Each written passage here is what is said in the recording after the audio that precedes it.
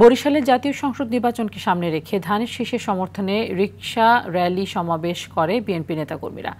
সকাল 10টায় নগরীর ঐতিহাসিক বেলস পার্ক মাঠে নির্বাহী কমিটির সদস্য আবু নাসের মোহাম্মদ রহমতুল্লাহর আয়োজনে এই সমাবেশ হয়। কিশোরগঞ্জের ভৈরবে মরহুম হাজী সিদ্দিক মিয়ার রুহের মাগফিরাত কামনা ও নির্বাচনের নানা বিষয় নিয়ে আলেমদের সাথে মত বিনিময় করেছেন কিশোরগঞ্জ ৬ আসনের মনোনীত প্রার্থী শরীফুল আলম। হবিগঞ্জে রাষ্ট্র কাঠামো মেরামতে তারেক রহমান ঘোষিত ৩১ দফা কর্মসূচি প্রচারে লিফলেট বিতরণ করেছেন হবিগঞ্জ ১ আসনের সাবেক সংসদ সদস্য শেখ সুজাত মিয়ার পক্ষে উপজেলা বিএনপি ও অঙ্গ সংগঠনের নেতাকর্মীরা।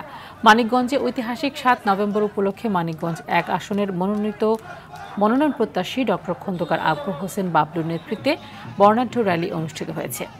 দলের মনোনয়ন না পেলেও দলের সঙ্গে থাকার কথা জানিয়েছেন বিএনপির মনোনয়ন প্রত্যাশী দাউদার মাহমুদ। দুপুরে বিপ্লব ও সংহতি দিবস উপলক্ষে সিংড়া উপজেলা ও পৌর বিএনপির আয়োজনে এক জনসভায় একথা বলেন তিনি।